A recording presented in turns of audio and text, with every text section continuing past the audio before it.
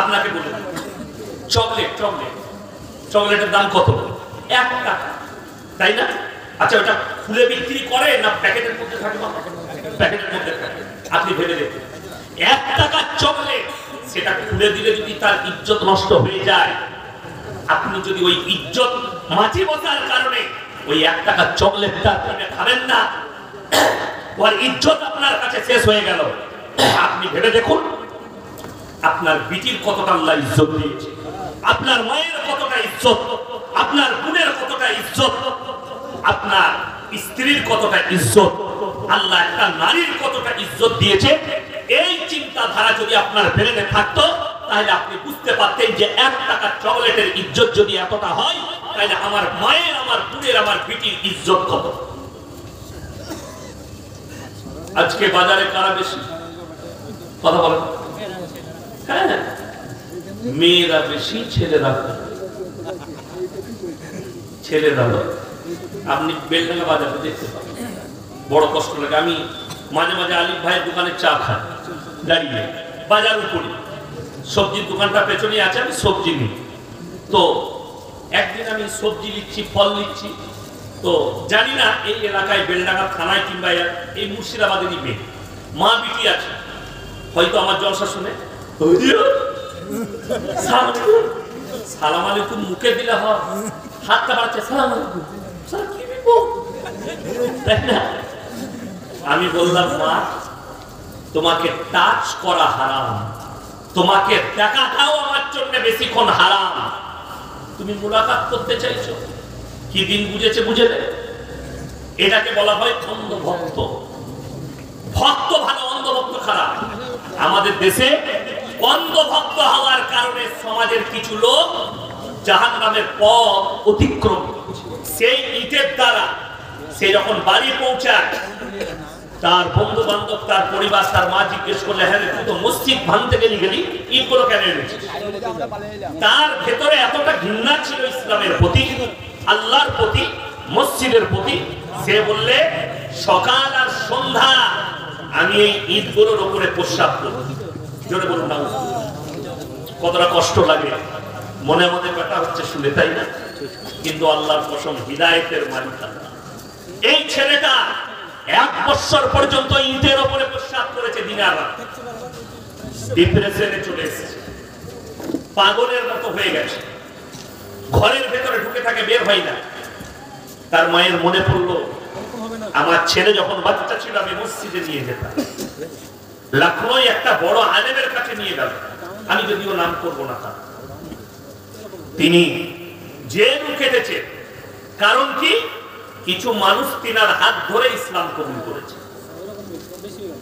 অনেক কয়েক হাজার হিন্দু মা বোন ভাই সেই আলেমের হাত ধরে ইসলাম কবুল করেছে। তার কাছে যখন নিয়ে যাওয়া হয়, আমার সন্তান ডিপ্রেশনে আছে, আপনি কিছু তদবির করে দেন, এক একটু দোয়া দেন, এক একটু ফুক দিয়ে দেন আপনাদের কালাম পড়ে। তিনি বললেন, কি কারণে, কিভাবে হলো? কোন মেয়ের প্রেমে পড়ে হয়েছে না কোন কারো ধোকায় পড়ে হয়েছে? কিসের জন্য?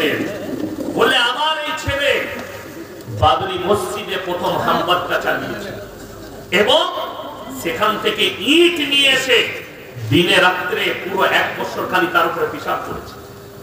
বলে তোমার ছেলের জন্য একটাই রাস্তা, এই ডিপ্রেশন থেকে বেরোবা। সেই ছেলেটা বললে, হুজুর বলুন আমি কিভাবে বেরিয়ে আসবো এই জায়গা থেকে? না আমি বিয়ে করতে পারছি না, আমার কোনো রাস্তা আছে, আমার খালি মনে হচ্ছে আমি আত্মহত্যা করব। তিনি বললেন, তোমার একটাই রাস্তা, তুমি ইসলাম কবুল করো এবং আল্লাহর রাস্তায় তুমি 1 বছরের জন্য বেরিয়ে যাও।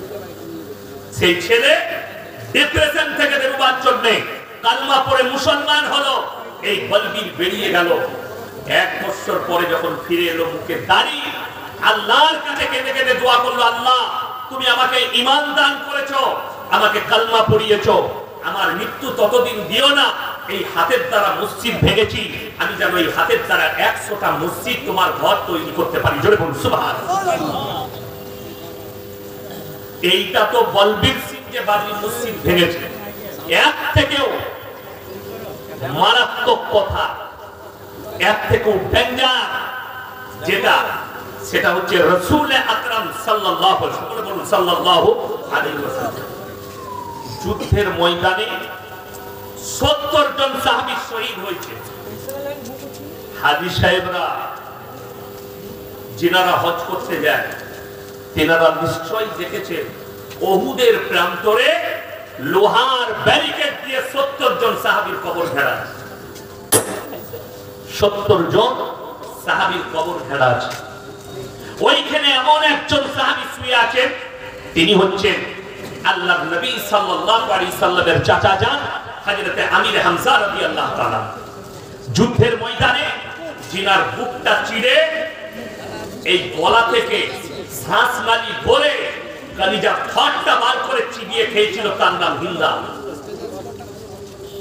এবং ছুরি মেরে চেহারাটাকে ক্ষত বিক্ষত করে দিয়েছে, তলোয়ারে করে গুটিয়ে গুটিয়ে। আল্লাহ রাসূল সাল্লাল্লাহু আলাইহি ওয়াসাল্লাম যখন তেনার কাছে লাশ পৌঁছে গেল নবীজির কাছে, নবীজি হুঁটো বেড়ে বসে কাঁদতে লাগলেন চাচার লাশের পাশে বসে। আমার চাচার সঙ্গে এরকম কাজ কে করলো? আমার চাচার কলিজা ফাটটাকে বার করেছে। সাহাবীরা বললেন, ইয়া রাসূলুল্লাহ, হিন্দা বলে একজন কাফের মুশরিক, সেই এত ঘৃণিত, সে আপনার উপরে এত আক্রোশ ইসলামের উপরে যে আপনার এই চাচা জানের কলিজা ফাটটা বার করে ছিটিয়ে দিয়েছে। আল্লাহর নবীর চোখের পানি, দাড়ি মুবারক ভিজে গেল রাসূল আকরাম সাল্লাল্লাহু আলাইহি ওয়াসাল্লাম। আর জানাজা হলো। যেদিনে নবীজি মক্কা বিজয় করলেন, 5টা সার্কুলার জারি করলেন, সাহাবীরা তলোয়ার নিয়ে দাঁড়িয়ে গেছে। আজকে আমরা মক্কা বিজয় করেছি, আজকে আমরা বদলা নেব। কিসের বদলা? আম্মার ইবনে ইয়াসিরের মায়ের 2 পায়ে উট বেঁধে দুদিকে তাড়িয়েছো, আজকে আমরা বদলা নেব। আখ পাড়ার মতো ফাড়া গেছে। সাইয়েদেনা বেলাল হাবসি রাদিয়াল্লাহু তাআলা আনহু কোমরে দড়ি বেঁধে উটের পেছনে বাঁধা হয়েছে, আজকে আমরা বদলা নেব। আল্লাহ নবী সাল্লাল্লাহু আলাইহি সাল্লামকে বলেন, ইয়া রাসূলুল্লাহ, আপনার চাচা যান আমির হামজা রাদিয়াল্লাহু তাআলা আনহু বুকটা চিরে কলিজা ফাড় বার করে চিবিয়ে খেয়েছে, আজকে বদলা নেব। আল্লাহ নবী বললেন, আমার 5টা কথার উপরে আমল করবে তোমরা, দাঁড়াও। ক্ষান্ত হও। নবীজি দাঁড়ালেন, বললেন, নাম্বার 1, বৃদ্ধকে মারতে পাবে না, জোরে বলুন সুবহানাল্লাহ। নাম্বার 2, বৃদ্ধাকে মারতে পাবে না। নাম্বার 3, শিশুকে মারতে পাবে না। নাম্বার 4, কাবা ঘরে প্রবেশ করলে মারতে পাবে না। নাম্বার 5, আত্মসমর্পণ করলে মারতে পাবে। নবী রুকে দিলেন আর বললেন, আমি দয়ার নবী, আল্লাহর নবী, আমি ক্ষমা করতে জানি, দয়া করতে জানি, আমি বদলা নিতে জানি না। বেঈমান কাফেররা নবীজির এই এলান শুনে দল বেঁধে ইসলামের প্রতি আকৃষ্ট হয়ে ঈমান আনতে লাগলো। জোরে একবার বলুন সুবহানাল্লাহ। সেই দলের মধ্যে যে আসছে সে হচ্ছে হিন্দা। হিন্দা কি করেছে? গোটা মাথাটাকে, শরীরটাকে ঢেকে ফেলেছে কাপড় দিয়ে, যাতে আমাকে কেউ চিনতে না পারে। আমি তো চরম অপরাধ করেছি, মারাত্মক, তাই আমাকে যেন চিনতে না পারে। আল্লাহর নবী সাল্লাল্লাহু আলাইহি সাল্লাম বুঝতে পারলেন যে লোকটা আসছে, যে মানুষটা আসছে ঢেকে, এটা অন্য কেউ নয়, হিন্দা। নবীজি দাঁড়ালেন আর বললেন, হে হিন্দা শোনো, মুখ ঢাকার কোনো রাস্তা নাই, মুখ খুলে নাও। আমি আল্লাহর নবী, দয়ার নবী, আমি ক্ষমা করেছি, আল্লাহ তোমাকে ক্ষমা করেছে, কলমাটা পড়ে নাও। আমি ক্ষমা করতে জানি, দয়া করতে জানি, বদলা দিতে জানি না। জোরে বলুন সুবহানাল্লাহ। ভেবে দেখুন, হিন্দাকেও আল্লাহ ঈমান দান করেছে। হিদায়াতের মালিক আল্লাহ কেমন বলে দিই, রাসূল আকরাম সাল্লাল্লাহু আলাইহি সাল্লাম নিজের চাচা জানকে কলমা পড়াতে পারে। ঠিক বললাম না ভুল বললাম? চাচা জান, অথচ যে কলিজা ফাটটা বার করে আমির হামজা রাদিয়াল্লাহু তাআলা চিবিয়ে খেয়েছে, আল্লাহ তিনাকে ঈমান দান করলেন। আল্লাহ রাব্বুল আলামিন ওই জন্য মারাত্মক কোরআনকে এমন একটা মুকাদ্দাস কিতাব পাঠিয়েছে, এর মধ্যে বলা হয়েছে হুদাল লিল মুত্তাকিন, যে ঈমান আনবে, মুত্তাকি হবে, তার জন্য আমার কোরআনে মারাত্মক উপদেশ আছে। আপনাকে খালি উপদেশটা গ্রহণ করতে হবে। আজকে দুঃখ কি জানেন? গোটা মুর্শিদাবাদ জেলার মানুষ, বেলডাঙ্গা থানার মানুষ সকলেই জানে 5 ওয়াক্তের নামাজ পড়া ফরজ। জানেন না? জানেন না বাবা? কিন্তু দুঃখটা কি জানেন? 80% মুসলমান বেনামাজি। ঠিক বললাম না? বেলডাঙ্গা বাজারে 80% মুসলিম। এতগুলো মুসলিমদের দোকান। দুঃখটা কোথায় লাগে জানেন? বেলডাঙ্গা বাজারে লটারি তো কাটছে মুসলিমরা, লটারির ব্যবসাটাও মুসলিমরা করছে। ঠিক বললাম না? আচ্ছা, লটারি হারাম না হালাল বাবা? হারাম। যদি হালাল হতো আমরা মৌলবীরা প্রত্যেকদিন এক ঘর করে কাটতাম। কথা বুঝতে পারেন? বেতন আমাদের কম, 1 কোটি যদি লেগে যায় তাহলে লেগে যাবে, আর মুয়াজ্জিনই থাকবো না, ইমাম থাকবো। কথা বুঝতে পারেন? কিন্তু হারাম, যার কারণে এক ধারে পাশে আমরা যাতায়াত করি, এক ধারে পাশে যাই না। এই জিনিসটা আপনাকে বুঝে নিতে হবে যে একটা আলেম যখন এই জিনিসটা করে না, নিশ্চয় আমার জন্য হারাম। তা না হলে আমার মসজিদের ইমাম তো হালাল করে নিত। কথা বুঝতে পারেন? তাইলে ভেবে দেখুন, এই বেলডাঙ্গা বাজারে কোন মুসলিম যদি লটারির টিকিট বিক্রি করে, বেলডাঙ্গাবাসীর উচিত তার মহল্লায়, তার পাড়াতে তাকে বয়কট করে। না তোমার পয়সা মসজিদে দেওয়া হবে, না তোমাকে সমাজে মিশতে দেওয়া হবে। আমি বলছি লটারি বন্ধ হয়ে যাবে। ঠিক কিনা কথা বলেন? বন্ধ হয়ে যাবে। বেলডাঙ্গায় আপনি বাস করেন একটা পাড়ায়, বেটার বিয়ে দিচ্ছেন, আপনি যদি গান বাজনা করেন আর পাড়ার লোক যদি বলে এর বিয়েতে গান বাজনা হচ্ছে, একে বয়কট করো, না এর বিয়েতে কেউ আমরা যাব না, মসজিদের ইমাম বিয়ে পড়তে যাবে, আমি বলছি গান বাজনা বন্ধ। ঠিক কিনা কথা বলে? যদি গ্রামের মুসল্লিরা পড়ে, গ্রামের পাড়ার মানুষরা অ্যাক্টিভ হয়, ওই জন্য আমি যুবক দিকে বলে যাব, তোমরা আল্লাহর ঘরের সঙ্গে জুড়ো। সবাই জুড়বেন, জোরে বলুন ইনশাআল্লাহ। তোমরা যদি জুড়ে যাও, শক্তিশালী হবে ইসলাম। জানেন আল্লাহর নবী সাহাবীরা যখন আস্তে আস্তে কালমা পড়ে মুসলমান হচ্ছে, তারা লুকিয়ে নামাজ পড়তো। কি করে নামাজ পড়তো বললাম? লুকিয়ে, গোপনে নামাজ হতো, ঘরের ভেতরে নামাজ পড়তো। প্রকাশ্যে নামাজ পড়ার ক্ষমতা ছিল না। যুবকরা শুনবেন, যেদিনে হযরতে উমরে ফারুক রাদিয়াল্লাহু তাআলা ঈমান আনলেন, মক্কার বুকে দাঁড়িয়ে তলোয়ারটা তুলে বললেন, শোনো হে মক্কার বেঈমান কাফেররা, আমরা আজ থেকে প্রকাশ্যে নামাজ আদায় করব। কেউ যদি বিবিকে বিধবা করতে চাও, ছেলেকে এতিম করতে চাও, তাহলে উমরের তলোয়ারের নিচে এসে আমাদের নামাজে বাধা দিয়ে দেখাবে। জোরে একবার বলুন নারায়ে তাকবীর। ইসলাম শক্তিশালী হলো। কোন বেঈমান কাফেররা বাপের হিম্মত হলো না যে নামাজে বাধা দিবে। কেন? এটা উমরের হুঙ্কার। আল্লাহর নবী সাল্লাল্লাহু আলাইহি সাল্লাম চোখে পানি ফেলিয়ে বললেন, ওমর, আমি 40 রাত জেগে আল্লাহর কাছে কেঁদেছি, আল্লাহ, আবু জাহেল নাহলে উমর দুজনের মধ্যে একজনকে ঈমান দান করো, ইসলাম শক্তিশালী হবে। আল্লাহ আমার দোয়াকে কবুল করেছেন এবং তোমাকে ঈমান দান করেছেন। জোরে বলুন সুবহানাল্লাহ। আজকে আপনি নিজেকে মুসলমান বলছেন, হে যুবক, অথচ আপনি ইসলামের মধ্যে আকৃষ্ট নন। আপনার মধ্যে দিনদারি নেই। মসজিদে আপনার একটা জলসা হলে পাড়ার লোককে এলান করে ডাকতে হয় যে মিটিং করব, জলসা আছে। ঠিক কি না? আচ্ছা, সবাই যদি 5 ওয়াক্তের নামাজি হয়, আর টাকা লাগবে? সবাই তো মসজিদেই আছে, খালি এলান করে দিলেই হয়। পাড়ার লোককে শোনাতে হচ্ছে। আজকে দুঃখ সমাজের প্রতি। মা বোনরা বসে আছে তো? আছে। পর্দার পেছনে যে মা বোনেরা আছে, যারা মোবাইলে আমার বয়ান শুনে আজকে এখানে দেখছেন, যদি মনে হয় বয়ানটা আবার শুনবে, এখানে এতগুলো চ্যানেল বাড়া এসছে, নামগুলো জেনে দিয়ে শুনে নেবে, নামগুলো শুনবে, আবার ওই চ্যানেলে খুলে আবার বক্তব্য শুনবে। আজকে সমাজটা এমন জায়গায় বেঈমান কাফেররা আপনার মাথায় চেপে নিয়ে গেছে।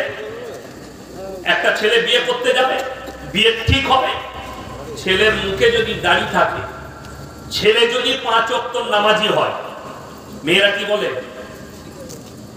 ছেলেটা ক্যাপালো, নামাজ পড়ে, মুখে দাড়ি রেখেছে, ওকে বিয়ে করবো। ঠিক বললাম না ভুল বললাম? কেমন ছেলেকে করবে?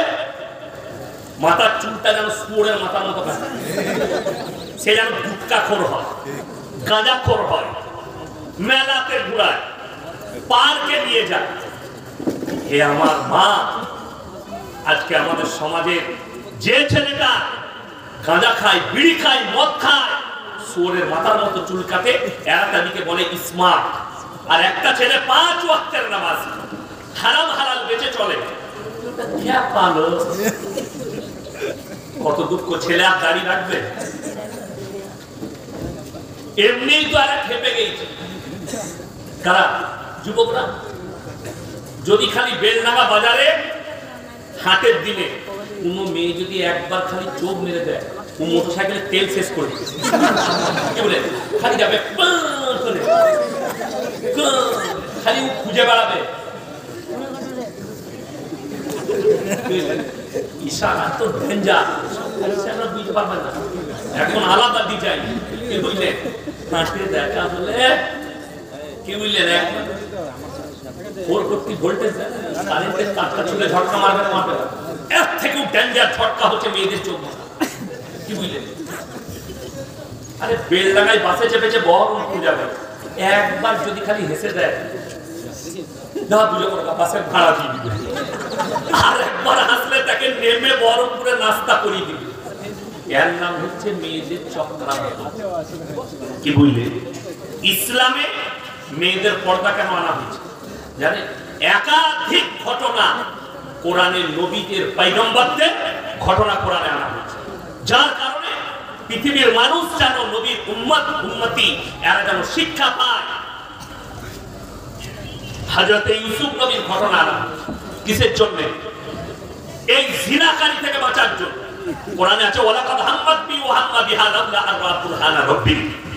ইউসুফ নবীর সামনে যখন জুলাইখা নিজেকে বেবস্ত্র করে দাঁড় করিয়েছে, ইউসুফ নবী বলছেন কিছুক্ষণের জন্য শয়তান আমাকে ধোঁকা দিয়েছে। তাহলে ভেবে নেন, একটা পয়গম্বর নিসবাত, একটা নবী নিসবাত এবং জান্নাতি, সেই পয়গম্বর যদি বলে নিজের মুখে কিছুক্ষণের জন্য শয়তান আমাকে ধোঁকা দিতে চেয়েছিল, যখন সেই নারী ন্যান্ত অবস্থায় আমার সামনে দাঁড়ায়, নিজের শরীর খুলে দাঁড়ায়, আপনি ভেবে দেখুন, আপনারা তো অনেক দূরের কথা, আমাদের মতো মৌলবীরা আমরাও ঠিক থাকতে পারব? নাচ দিয়েছে আমরা। অনেকজন বলবেন না, আপনারা হুজুর মানুষ, আপনারা মেয়েদের দিকে তাকাবেন কেন? আচ্ছা বলুন তো, কুকুর ন্যাংটো ঘুরে বেড়ায় না কাপড় পরে? ন্যাংটো। আচ্ছা আমরা কাপড় পরে আছি না ন্যাংটো? তার জন্য আমরা ইনসান। কেন? ইনসানের ইজ্জত আল্লাহ দিয়েছে, দিয়েছে না? তাই লিবাসে তাকওয়া বলা হয়েছে রাসূলকে, যার কারণে শরীর ঢাকা ফরজ, সাতার আপনি বার করতে, সাতার বার করা হারাম। যেমন একটা নারী, তার জন্য পর্দাকে ফরজ করা হয়েছে। যদি পর্দার কোনো সিস্টেম ইসলামে থাকতো না, নারীদের জন্য পর্দার ফরজ আসতো না, তাইলে যা ইচ্ছা তাই পোশাক পরতে কোনো দোষ ছিল না। কিন্তু পর্দা যেদিন থেকে ফরজ হয়েছে, সেই দিন থেকে কোরআনে আছে ওয়াদরিব খুমুরহিন্না আলা জুনুবিহিন, নারী তুমি নিজেকে ঢেকে নাও, পর্দা নির্ধারিত করো, তোমরা কোনোদিন ধর্ষিত হবে না, লাঞ্ছিত হবে না। পর্দা কেমন ফরজ আমরা জানি। অন্ধভক্ত, যেমন আপনাকে বলে দিই, অন্ধভক্ত হলে তারা কিরকম বিপদে পড়বে। আমাদের দেশে কয়েকটা বড় বড় দামি বাবা এখন জেলের কুঠরিতে আছে, জানেন না? জানেন না? রাম রহিম বাবা ধর্ষণ কেসের আসামি, 250টা মেয়েকে ধর্ষণ করেছে তার গুফা। কি করে? এসে বলতো, বাবা हमारे बेटियों को आशीर्वाद दे दीजिए। बोले हमारे गुफा में भेजो। साला गुहार ভিতরে আশীর্বাদ। আপনারা যদি, আমি জলসা করতে এসেছি, যদি বলেন হুজুর আমার মেয়ের জন্য দোয়া করবেন, আমি কি বলবো? আল্লাহ তোমার মেয়ের মঙ্গল করুক, আল্লাহ তোমার মেয়েকে সুখী করুক? না আমি বলবো আমার কামরায় পাঠিয়ে দিয়ে কবে দোয়া দেবো? বড় কষ্টের বিষয়। এই বাবা রাম রহিম শুধু এই জেলে নাই, এর ভক্তরা অন্ধ হওয়ার কারণে নিজেদের বিটি দিকে ঠেলে দিত তার গুফায়, আর ও জিনা করতো এই সুযোগে। যেহেতু ওরা অন্ধ ভক্ত, তাদের বিটির সঙ্গে, মায়ের সঙ্গে জিনা করত। রাজা রামপাল জেলের কুঠরিতে বসে আছে, 150টা মেয়ের ধর্ষণকারী বাবা।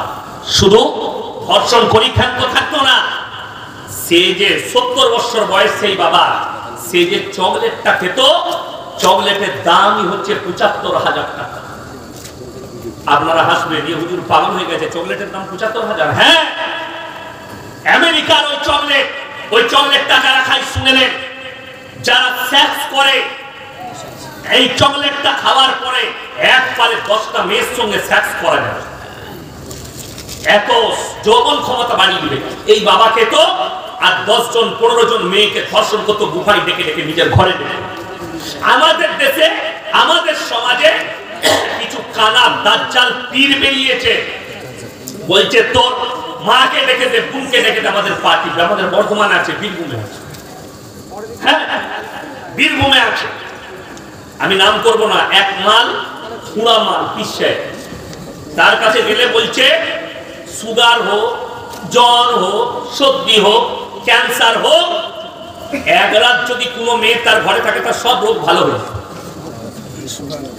ছেলে হচ্ছে না, বলছে মাজারে 3 দিন শুয়ে থাকবি ছেলে হয়ে যাবে। আমরা শুনেছি স্বামীর পাশে শুলে ছেলে হয়, এরা বলছে মাজারে শুলে ছেলে হয়।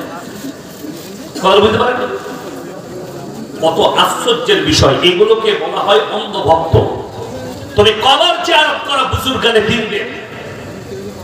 ইয়াসিন মারা গেছে, আমার মাদ্রাসায় গেলেন, ইয়াসিন ভাইয়ের কোন কবরস্থানে মাটি হয়েছে, আপনি আমার ভালোবাসায় কবরস্থান জিয়ারত করতে পারেন, কিন্তু এমন ভক্ত হবেন না যে কবরের সিজদা দিয়ে আমার কবরে কি হচ্ছে আমি জানি না, আপনি কবরে দাঁড়িয়ে বলবেন ইয়াসিন ভাই তোমাকে ভালোবাসতাম, তো আমার একটু বরকত দিবে, আমার কি চলছে তুই এসে দেখে যা কবরে। কবর বুঝতে পারেন, আমার কবরে কি হচ্ছে আমি নিজে জানি না, আর বাইরে থেকে বলছে। আমাদের দেশে অসুবিধা কি জানেন, আমার আব্বার বয়স হয়েছে 80 বছর, কত বললাম 80। এখন লোকে দাওয়াত দিয়ে নিয়ে গেলে ধরে ধরে স্টেজে চাপাচ্ছে, বেচারা 40 মিনিট 1 ঘন্টা বলছে। এখন আমার আব্বার শক্তি নাই, ঠিক বললাম না বলবো? এইরকম কিছু পীর আছে কানা দাজ্জাল, হারামখোর খাটে শুয়ে আছে, পানি খেতে পারে না, লোকে পানি খাইয়ে দিচ্ছে চামচে করে, কিন্তু মরে যাওয়ার পরে কবর হওয়ার পরে বলছে হুজুরের পাওয়ার বেড়ে গেছে। বেঁচে ছিল চলতে পারছে না, মরে গেল পাওয়ার বেড়ে গেল, কে বুঝাবে? এগুলো হচ্ছে অন্ধভক্তি। আজকে সমাজ শেষ হয়ে গেছে কেন? কিছু লোক শেষ করে দিচ্ছে। কোরআন শোনাবো, আপনারা কি মনে করেছেন এই আলেমরা ধোয়া তুলসী পাতা? আমরা অনেক দূরের কথা। আল্লাহ কোরআনে বললেন সূরা আরব একবারে প্রথম পৃষ্ঠা, ফালানাসআলান্নাল্লাযীনা উরসিলা ইলাইহিম ওয়া লানাসআলান্নাল মুরসালিন। আমি আল্লাহ রাব্বুল আলামিন, মৌলভী মোল্লা পীর ফকির এরা অনেক দূরের কথা। আমি কিয়ামতের দিনে নবী পয়গম্বর রাসূলকেও দাঁড় করাবো, তাদের কাছেও সওয়াল যাবে, তুমি তোমার কওমকে কিভাবে দাওয়াত দিয়েছো? তারা উত্তর দেবে, আল্লাহ আমরা দ্বীনের কথা পৌঁছে দিয়েছি। তাদের কওমকে জিজ্ঞেস করা হবে, তোমাদের কাছে কি আল্লাহর দাওয়াত পৌঁছায়নি? তোমাদের কাছে কি আল্লাহর দ্বীন পৌঁছায়নি? আপনার কাছে পৌঁছে থাকলে আপনি যদি ব্যর্থ হয়ে থাকেন, আপনার বাঁ হাতে আমলনামা যাবে। সেই দিনে সবাই নিজের নিজের হিসেব দেবে। কিন্তু দুঃখের বিষয়, আমাদের দেশের কিছু ভণ্ড, কিছু জিলাপিখোর, কিছু মাজারখোর, কিছু সিন্নিখোর, এরা বলছে পীর ধরলে কোনো হিসেব লাগবে না, ডাইরেক্ট জান্নাতে যাবি, গাঁজা খার মদ খার যত পাপ করবি কর। আপনাদের মুর্শিদাবাদই আছে, হ্যাঁ মুর্শিদাবাদই আছে। এই কারণে কিছু লোক মদ উঠাচ্ছে না, গাঁজাও ছাড়ছে না, পাপ উঠাচ্ছে না। সে জানে আমার কানা দাজ্জাল হুজুর আছে, আমি যাই পাপ করি জানি না। চিমটি বাবার নাম শুনেছে? এই বেলডাঙ্গা লোক চিমটি বাবা কোথায়? আমার বর্ধমানের, আমি জায়গার নাম করবো না, এমনি তো গাল খাচ্ছে, কে বুঝলেন? এই চিমটি বাবার যখন ছাড়বে, তার যারা মুড়ি আছে খালি ফেসবুকে দেখে নেবেন গালগুলো কেমন। আমি বলেছি কালকে লাল গোলায়, ফেসবুকে গাল দেওয়া খুব সহজ, সহজ না সহজ লোক, খালি লিখে ছেড়ে দেবে ইয়াসিন হারামখোর, ইয়াসিন হারামের আওলাদ, এটা খালি লিখে ছেড়ে দেওয়া খুব সহজ। আমি বলেছি বাপের বেটা হলে একবার স্টেজে এসে দেখাবে গাল দিয়ে, এইখানে যদি গাল দেয় সে আর ঘর যাবে, আমাকে কিছু করতে হবে আছে লোক, ঠিক বললাম না ভুল বললাম?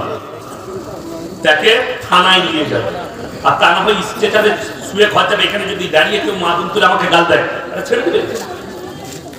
বড় কষ্ট লাগে, দুঃখ লাগে, গাল তুমি দিবে দাও, কিন্তু বড় কষ্টের বিষয় এরা এমন অন্ধ ভক্তই লিপ্ত হয়েছে যে পীর সাহেব আমাকে জান্নাতে নিয়ে যাবে আমি যতই পাপ করি। কোরআন পড়ে ইন্নাল্লাযীনা ইয়াকতুমুনা মা আনজালাল্লাহু মিনাল কিতাব ওয়া ইয়াশতারুনা বিহি সামানান কালীলা উলাইকা মা ইয়াকুলুনা ফি বুতুনিহিম ইল্লান নার। হে আমার নবী বলে দাও, তারা কিছু এমন হুজুর থাকবে, মৌলবি থাকবে আমার কোরআনের আয়াতকে রুকুবে খালি পেট চালাবার জন্য। তারা নিজেদের পেটেতে আগুন ছাড়া আর কিছু ভরে না। আজকে কষ্ট লাগে, দুঃখ লাগে, বেদনা লাগে সমাজের প্রতি। এরা নামাজ ছেড়েছে, হুজুরের উপরে বিশ্বাস করে। এরা রোজা ছেড়েছে, হুজুরের উপরে বিশ্বাস করে। ওই চিমটি বাবার কাজ কি জানে? বর্তমানে তার মারাত্মক কাজ বলছে বছরে একবার ওরস হয়, তার ওরসে গাদা মুড়ির জোগাড় হয়। কারা? সারা বছর যা পাপ করেছ আমি চিমটি মেরে তুলে দেবো। চিমটি মারবে, গুণাগুলো টেনে দিল। আমি বলি ও যে লোকের গুণাগুলো টানছে, ও রাখছে কোথায়? তো ও তো ইবলিসের বড় বাপ হবে, সব পাপগুলো তোমার কাছে। কথা বলতে পারেন? এ হারাম করে থেকে বড় হারাম করে পৃথিবীতে কেউ আছে? অথচ সে গাঁজা খায়, অথচ জিন্দেগিতে নামাজ জুম্মাটা পর্যন্ত হারাম করে পড়ে, অথচ লোকের বলছে গুণাগুলো তুলে নেয়। আশ্চর্যের বিষয়।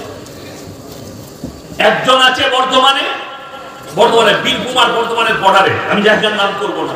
সে বলছে নামাজ কন্টেক্টে নেয়। নামাজের কন্টেক্টটা মানে তোকে আর নামাজ পড়তে হবে না, তোকে 1000 টাকা দিবি, 1 বছরের নামাজটা ও পড়ে দিবি। হ্যাঁ, তার ওরসুল লোক হয়, তার মুরিদ আছে। আশ্চর্যের বিষয়, কত দুঃখের বিষয় যে তোকে আর নামাজ পড়তে হবে না, তুই যত রকমের পাপ আছে করে দে। জিনা কর, মদ খা, যত রকমের পাপে লিপ্ত হবি হ, আমরা অবশ্যই তোর নামাজটা পড়ে দেব। তাহলে বুঝলেন এরা সমাজকে কিভাবে ধ্বংস করছে। লোক আর নামাজ পড়বে, তার মুরিদ যারা হবে তারা আর পাপ থেকে সরবে, তারা জীবনে সরবে না।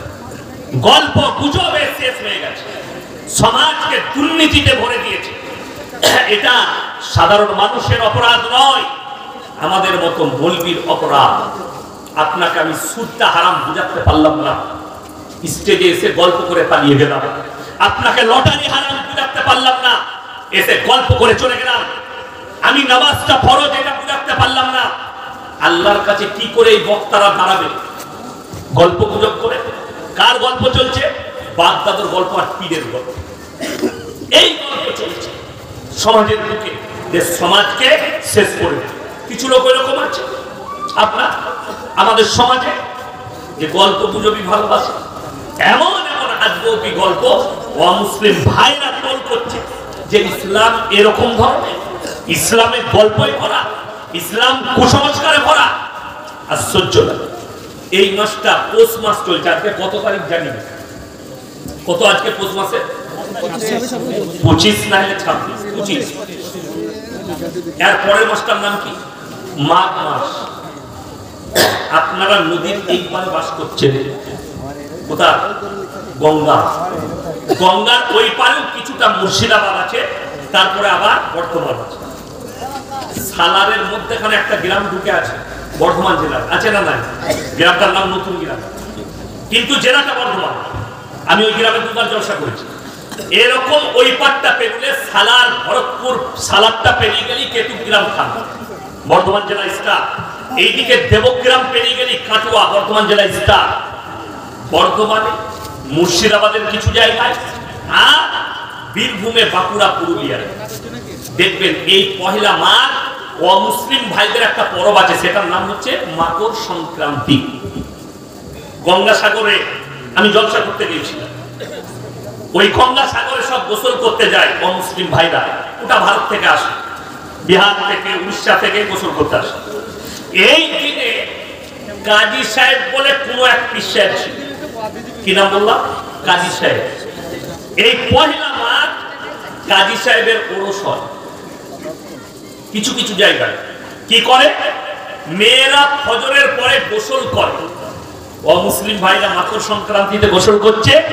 আমার বর্ধমান জেলায় আছে, আমার আউস গ্রাম গলসি থানায় আছে কিছু ভণ্ডদের গ্রাম, তারা এই মকর সংক্রান্তির দিনে মুসলিমদের মেয়েরা গোসল করে। নাউজুবিল্লাহ বলে, এবং ওরস পালন করে। কার? কাজী সাহেবের ওরস। গরু জবাই করে খানা করে খাচ্ছে, হারাম, সম্পূর্ণ হারাম। আমি বলার পরে আমাকে 1000-এর বেশি ফোন থেকে গাল দিয়েছে। আমি আবার বেলডাঙ্গায় ঘুরে যাচ্ছি। রওজা খানের দরগায় আল্লাহ ছাড়া পীরের নামে, মাজারের নামে, গাছের নামে যদি কেউ মুরগি ছাগল মান্যত করে 1000 বার বিসমিল্লাহ বলে জবাহ করলেও হারাম। কোন বাপের বেটা মলবি থাকলে তাকে স্টেজে নিয়ে আসুন, হালাল বলে দিন। 1000 বার যদি বিসমিল্লাহ আল্লাহু আকবার বলে জবাহ করে, হারাম। কেন? আল্লাহ কোরআনে স্পষ্ট করে দিয়েছেন হারাম কত বড় জিনিস। ইন্নামা হারামা আলাইকুমুল মাইতাতা ওয়াদ দামা ওয়া লাহমাল খিনজির ওয়া মা উহিল্লা বিহি লিগাইরি। প্রবাহিত রক্ত জবাহ করার পরে যে রক্তটা বয়ে যায়, অনেক মুরগিওয়ালা আছে দেখবেন গলাটা টিপে ধরে রাখে, ঠিক কি না? ওই মুরগির মাংস কিনা হারাম। সেই মুরগিওয়ালার কাছে মুরগির মাংস কিনবেন না।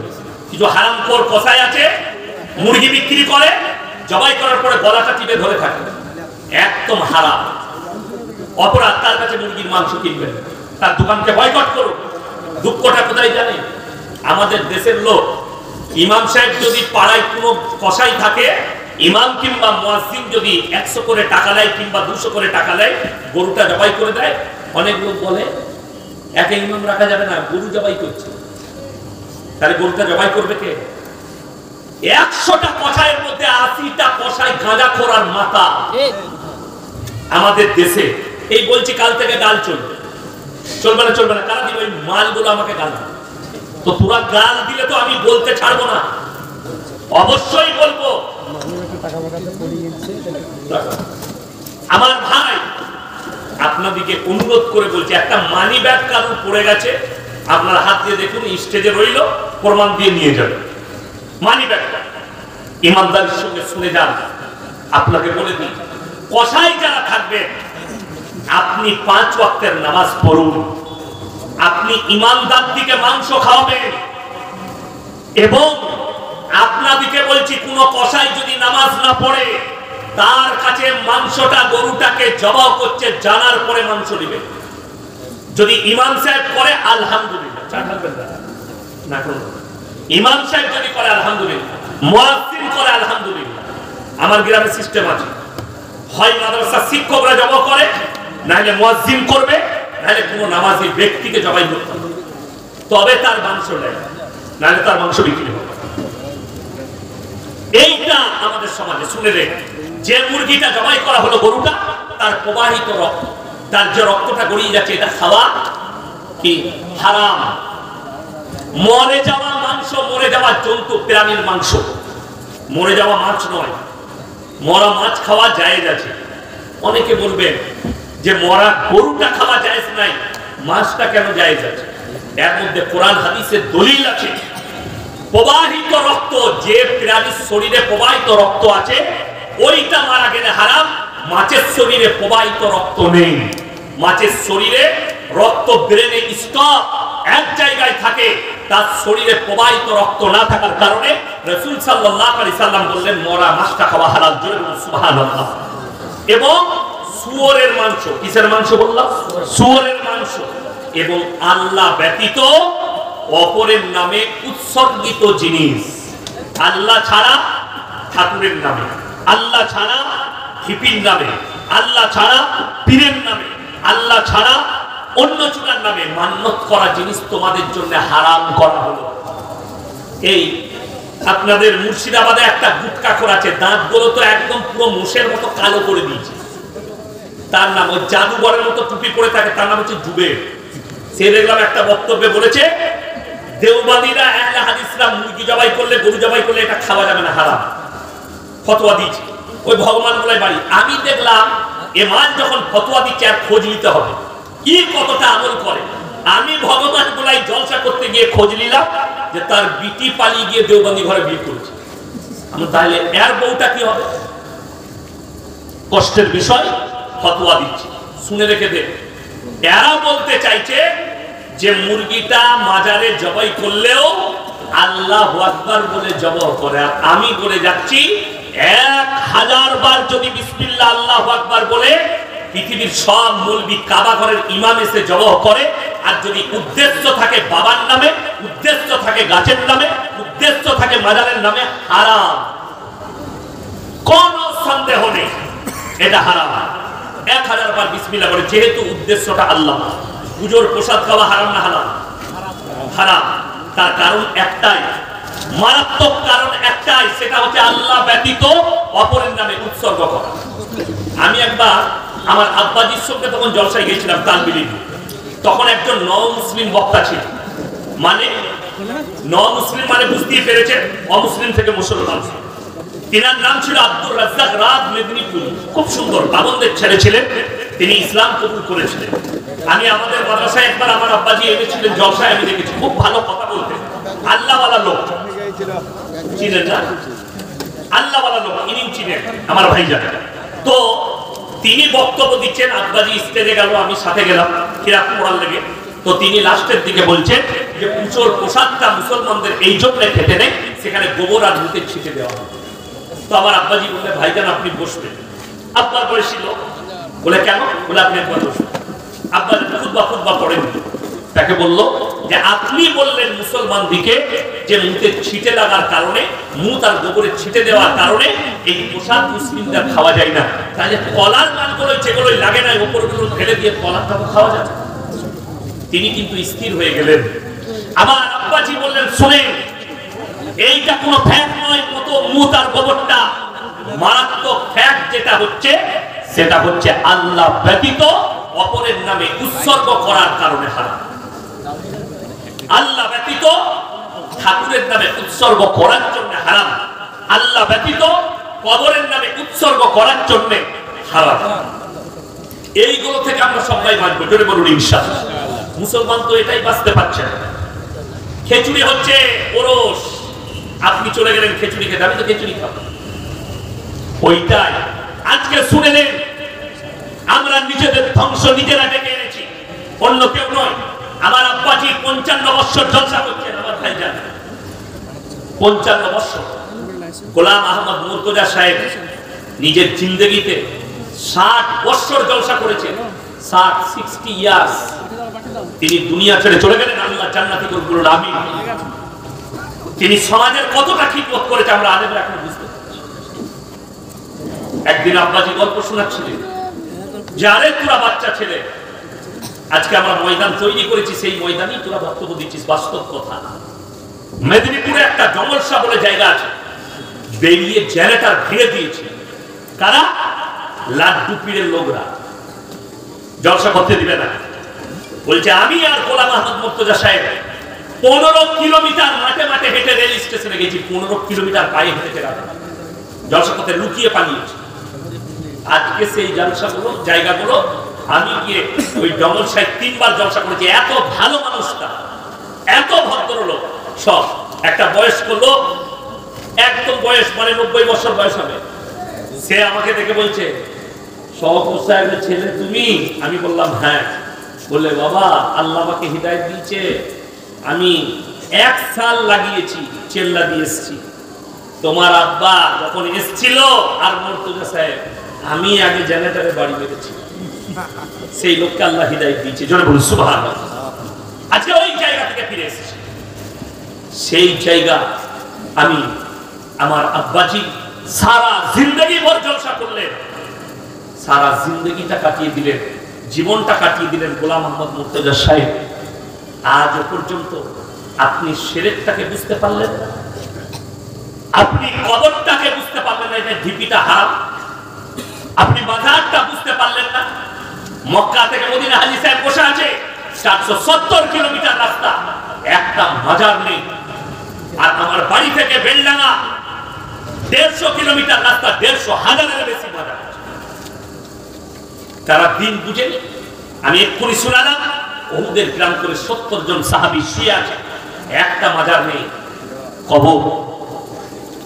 আমি নিচে দারুল উলুম দেওবন্দে গেছি, একটা আলেমের মাজার নাই, সব পেলেন কবর। কাসেম সাহেব নানদবী রহমতুল্লাহ আলাইহি পেলেন কবর, পেলেন। যত বড় বড় বড় আলিমের দিন শুয়ে আছেন ফেলেন কবর। বড় কষ্ট লাগে, দুঃখ লাগে। আমাদের দেশের এদিকে বুঝিয়েছে হুজুরকে দেখেই জিয়ারত করাবি। কবরের জিয়ারত কে করবে? সকালবেলায় মসজিদের দরজায় দাঁড়িয়ে আছে, বাদ পড়ে গেছে, মসজিদের দরজায় দাঁড়িয়ে আছে, কি ব্যাপার হুজুর? আমার বাপের কবর জিয়ারত করতে হবে। হুজুরকে নিয়ে যাবে। হুজুর 3 দিন কবর জিয়ারত করেছে। 4 দিনের বেলায় হুজুরকে বলছে, হুজুর লুঙ্গিটা কি কালারের লুঙ্গি? সাদা নিবে, আর দেবে ইসমাইল বলে নিবে। আর গেঞ্জি বলে লাক্স ওজি কোম্পানির গেঞ্জি। ওই কবর জিয়ারত করা ইমামকে ভাড়া করতে হচ্ছে কেন? আর সব থেকে ভাগ্যবান বাবা তারা যারা মৃত্যুর আগে একটা নেক সন্তান রেখে গেল, যে বাপ মরে যাওয়ার পরে বাপের কবরটা জিয়ারত করবে, কোনো মৌলবি ভাড়া করতে হবে। আপনি ভেবে দেখুন, আপনি মারা গেছেন, আপনার সন্তান যদি কবর জিয়ারত করতে যায়, সেই ছেলে বাপের জন্য যখন কাঁদবে, আল্লাহ আমার বাপ শুয়ে আছে এই কবরে, আমার বাপের কবরটাকে সুখময় বানিয়ে দাও। আমার বাপ যদি কোনো অন্যায় করে থাকে আল্লাহ ক্ষমা করে দাও। রিওয়ায়েতে আছে, হাদিসে, চোখের পানিটা গালে গড়ানোর আগে আল্লাহর বারগাহে কবুল হয়ে যাবে। জোরে বলুন সুবহানাল্লাহ। অথচ আপনি একটা নেক সন্তান তৈরি করে যেতে পারলেন না, যে আপনার জন্য নামাজের পাটিতে কাঁদবে, যে আপনার জন্য কোরআন পড়ে দোয়া করবে, যে আপনার জানাজার নামাজটা পড়াতে পারবে, এরকম সন্তান আপনি তৈরি করতে পারবেন। আপনি কত দুর্ভাগ্যবান। আপনার ছেলে ডাক্তার হয়েছে, তা কি হয়েছে? তাকে এতটা ইলম দেন, সে যেন লোকে দাঁড়িয়ে রাখে, 5 ওয়াক্তের নামাজি হয়, আর বাপ মরে গেলে বাপের জানাজাটা যেন পড়ে। ইমাম সাহেবকে বলবে, ভাই হক তো আপনি ইমাম আপনারই, কিন্তু আমার মনের ইচ্ছা, আমি সবই জানি, আমাকে একটু আমার বাপের জানাজাটা পড়াতে দেন। কথা বুঝতে পারেন? কত ভাগ্য ভালো সেই বাপে।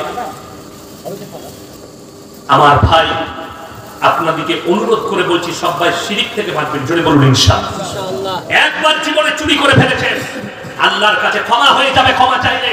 আপনার দ্বারা জিনা হয়ে গেছে, আল্লাহর কাছে কেঁদে কেন ক্ষমা চাইবেন, আল্লাহ ক্ষমা করে দিবে। কিন্তু কেউ যদি জেনে বুঝে জিদ করে শিরক করে, শিরকের গুনাহ আল্লাহ মাফ করবেন না। ইন্না শিরকা লাযুলমুন আযীম। আমি আল্লাহ ইচ্ছা করলে সব পাপ ক্ষমা করে দেব। কেউ যদি জেনে বুঝে শিরক করে, সেই গুনাহ ক্ষমা হবে না। আল্লাহর যে আসন, আল্লাহর যে শক্তি, সেই শক্তি আর কারণ আছে? আপনি ভেবে দেখুন, যদি কবরে চাদর চড়ানো জায়েজ হতো, আল্লাহ রাসূলের কবরটা আসমান পর্যন্ত হিরে মতি মুক্ত চাদরে ঢেকে যেত। রাসূলের কবরে জায়েজ নেই, পৃথিবীর আর কোনো মৌলবি মোল্লা পীর ফকিরের কবরের জন্য জায়েজ হবে না। আল্লাহ নবীর কবরে সিজদা নেই, পৃথিবীর আর কোনো মৌলবি মোল্লা পীর ফকিরের কবরে সিজদা চলবে না। আল্লাহ রাসূলের কবরে ভালো মন্দ চাইতে পাবে না, পৃথিবীর আর কোনো মৌলবি মোল্লা পীর ফকিরের কবরে তুমি ভালো মন্দ চাইতে পাবে না। এইটাই হচ্ছে দুঃখ। অথচ আপনি মুর্শিদাবাদের মেয়ে পায়ে হেঁটে যাচ্ছে, কোথায় গো খালা? কোথা চললে? বাবা পাথর চাবড়ি চলল। কেন গো? বললে হুজুর বলেছে পায়ে হেঁটে গেলে হজের নাকি পাবেন। হুজুর মার খাবার, তুই তো খাবি। নাউজুবিল্লাহ। উত্তরপ্রদেশের বক্তা বয়ান করছে, আমার কাছে আছে বয়ানটা। মেদিনীপুরে কিছুদিন আগে ওই ভণ্ড এসেছিল, লোকের সামনে বলছে, अरे भाई बड़ा पीर अब्दुल कादिर जिलानी वो थे, उनका मर्तबा ये था कि बड़ा पीर कभी काबा घर तवाफ करने नहीं जाते थे, बल्कि काबा उनके घर पे आता था तवाफ करने। चले बोलो नाम। এটা বড় পীরের নামে তহমত। ঘটনা আপনারা শুনেছেন এই আমাদের দেশে। আমি হুগলি ডিস্ট্রিক্টে জলসা করছি, আমার থেকে বয়সে ছোট একটা বক্তা এসেছে। কি বুঝলেন? ও হচ্ছে মোবাইলে পাস করা মৌলবি। কোথায় বললাম? মোবাইল। এবং গলা ভালো রেখেছে। আমাদের দেশের ছেলেমেয়েরা কি দেখে? গলা। হুজুর যদি সুর করে বক্তব্য দেয়, বাবাজিরা মায়েরা বোনেরা আমার বাবাজিরা। এই বাংলাদেশে একজনকে দেখছিলাম, জোকারের মতো টুপি পরে বললেন,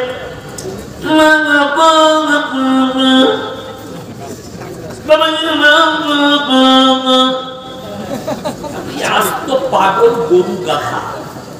আচ্ছা, আমাদের দেশে বড় বড় আকাবি, আমার আব্বা যদি আসে তো আপনাদেরকে বলবেন, বুজুর্গ আলেম ভাই সবাই আমার সঙ্গে একবার সবাই বলুন তো লা ইলাহা ইল্লাল্লাহ। কই কেউ লাম মেরে স্টেজে এলো না? এলো, কিন্তু বাংলাদেশের সিস্টেম আলাদা। হুজুর যদি বলেন লা ইলাহা ইল্লাল্লাহ, মাল একদম স্টেজে ওঠে। দেখেন বাংলাদেশে একজনের যে আন্ডারপ্যান্ট বেরিয়ে গেছে হুজুরের ঘাড়ে। এরকম জিকির আমাদের দেশে নাই, আছে কিন্তু বাংলাদেশে পাবে। এত ডিজাইন কোন দেশে নাই যতটা বাংলাদেশে আছে, এত ডিজাইন। আবার এক হারাম করকে দেখলাম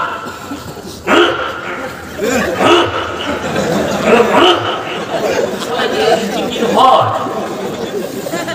আশ্চর্য জিকির। আমার মাঝে মাঝে ভয় লাগে, কি বলেন আল্লাহ এই জিকিরটা হাদিসে কোরআনে কোথাও দেখি না, কিন্তু বাংলাদেশে আছে। এরা সব বাউল দুষ্ট। আমার ভাই গল্প গুজব করে এই হুগলিতে আমি মসজিদে শুয়ে আছি, যেমন ছিলাম আমাকে ডেকে নিয়ে এলো। আমি তখন প্রস্রাব করে মুখ হাত ধুয়ে যাচ্ছি, এই মাত্র স্টেজে রাস্তায় হেঁটে যাচ্ছি, স্টেজ একটু দূরে। তো ওই ছেলেটা বায়ান করছে, দুটো বায়ান করেছে, দুটোই হচ্ছে কোরআন বিরোধী এবং আল্লাহ বিরোধী, রাসূল বিরোধী, আল্লাহ বিরোধী। কেউ যদি আল্লাহর বিরুদ্ধে কথা বলে সে মুসলমান থাকবে না, কাফের হবে, কাফের হয়ে যাবে। শুনেলেন কি আল্লাহর বিরুদ্ধে?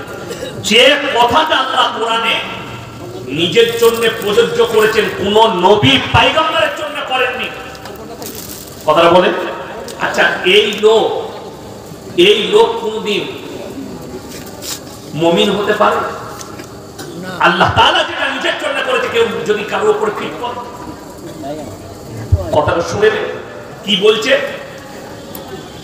আমার বাবাজিরা মায়েরা বলেন, আর যদি সুর করে বলে মেয়েরা বলে কি গলালো, বলে বুঝলি কি লোক বুঝে নাই কিচ্ছু, খালি হুজুরের গলাটা ভালো এটা বুঝতে পেরেছে।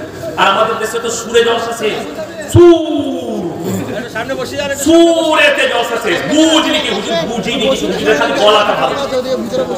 কি বায়ান করছে আমার ভাইয়েরা, আমার বাবাজিরা মায়েরা বোনেরা, বড় পীর আব্দুল কাদের জিলানী এত বড় পীর ছিলেন, এত বড় পীর ছিলেন, এত বড় পীর ছিলেন।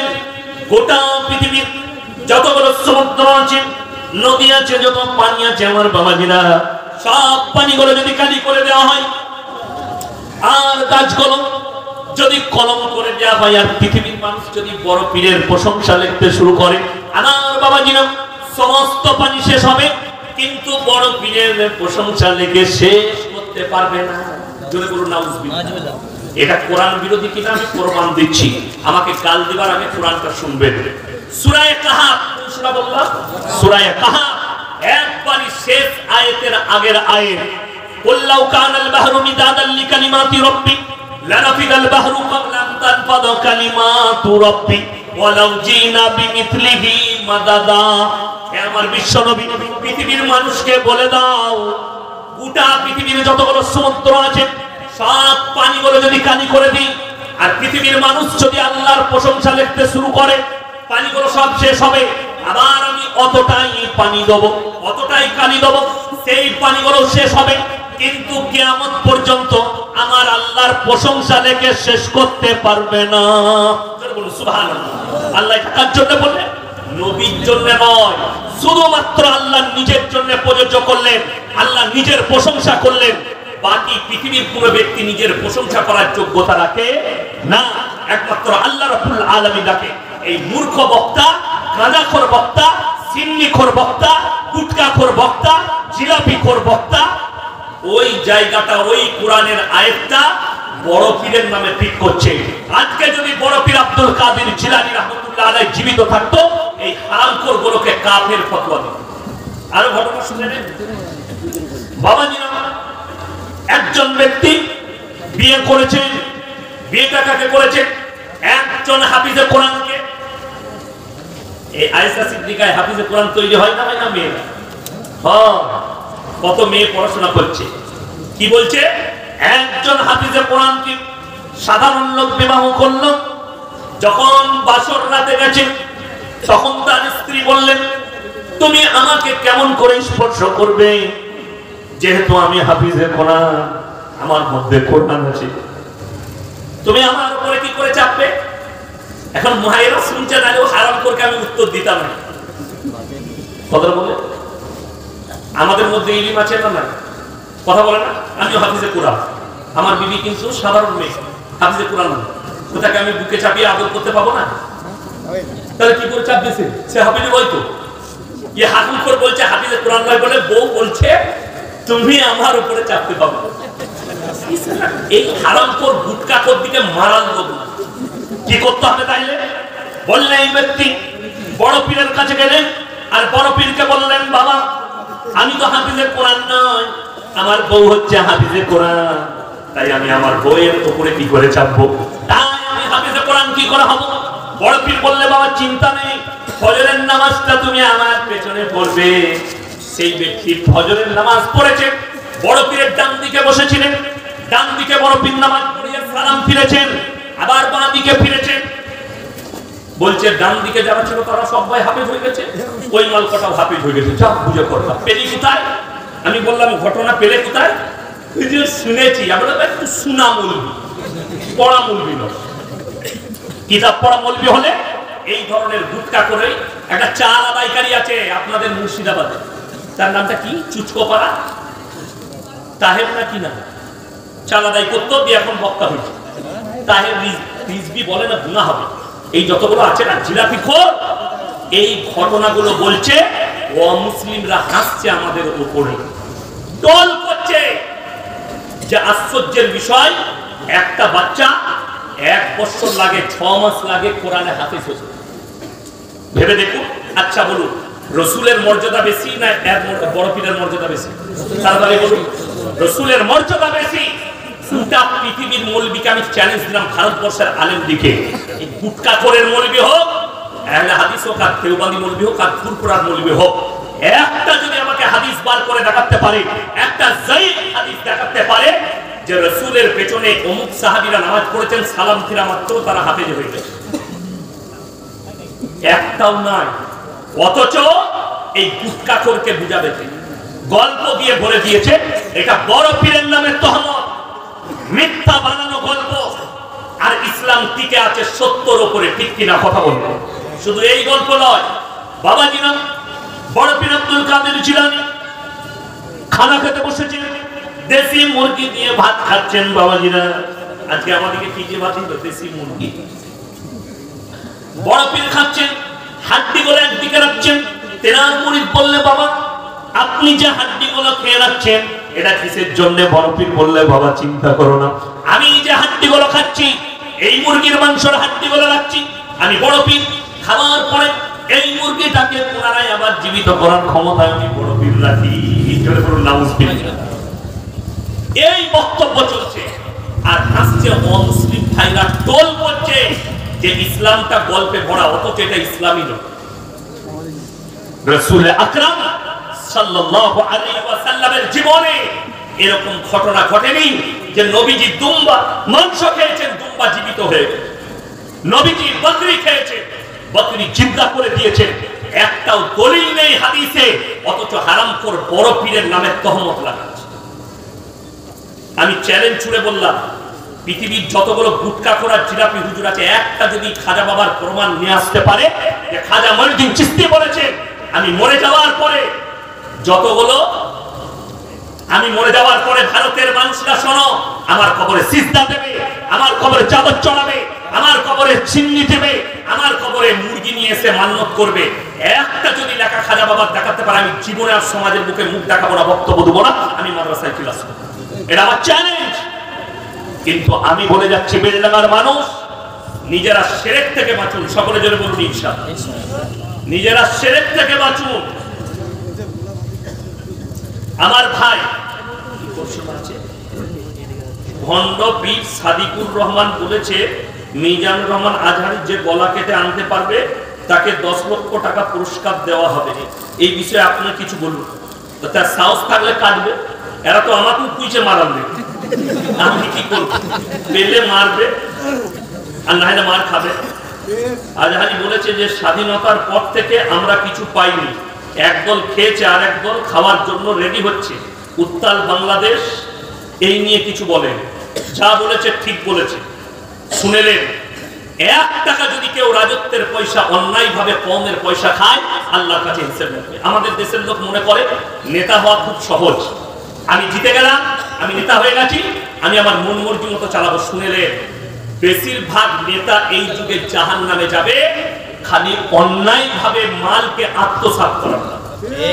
এরা মাথায় রাখবে। আজকে কষ্টটা বলে দিই, বেলডাঙ্গা বাজারে একটা ছেলে পকেট থেকে 10 টাকা চুরি করেছে, তাকে গাছে বেঁধে পিটালো। বলে কেন?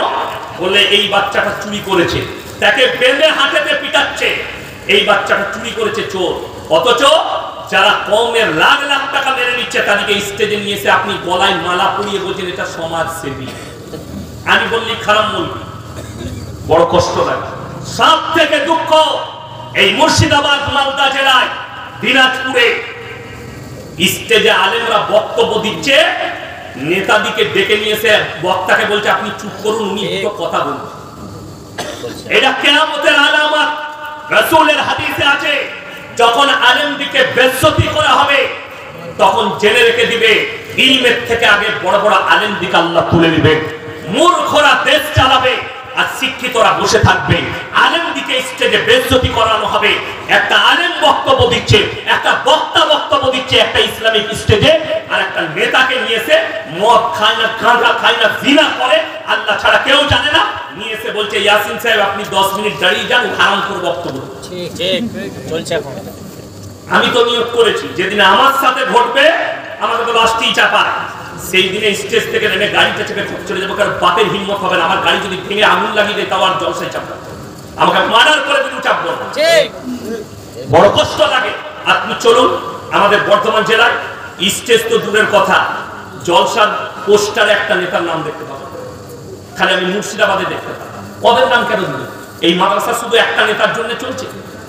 এই দিন, এই মসজিদ আল্লাহর ঘর, কারোর পয়সার উপরে নির্ভর করে চলে না, আল্লাহ দ্বারা চলে। আল্লাহ যার দিলকে দিবে সে মসজিদে মাদ্রাসায় পয়সা দেবে, ঠিক কিনা? আল্লাহ দিন আল্লাহ চালাচ্ছে। আর আপনি ভরসা রেখেছেন একটা নেতা আমাকে 50,000 দিবে, সে জিনা করুক আর যাই করুন, একটা আলেমকে বেইজ্জতি করে বস করিয়ে তাকে দিয়ে বায়ান করাচ্ছে। এর থেকে দুঃখ আর কি আছে? ওই জন্য দুঃখের সঙ্গে বলছি এসব কাজগুলো করবেন না। 2025 সালে 25শে জানুয়ারি সমস্ত গ্রহগুলো এক গতিতে এক সারিতে হবে বলছে বিজ্ঞানীরা। এই ব্যাপারে আপনি কিছু বলুন। কোন সালে? 25 সালে 25শে জানুয়ারি 25 কেজি গাঁজা খেয়ে বলেছে। 14ই ফেব্রুয়ারি ভালোবাসা দিবস পালন করে। কিছু বলে থাকুন এই ব্যাপারে।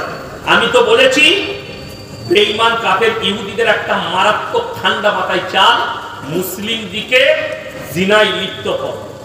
14ই ফেব্রুয়ারি ভালোবাসা দিবস নয়, বেশ্যা দিবস, দেহ ব্যবসা দিবস। তারা নাম রেখেছে ভ্যালেন্টাইন ডে।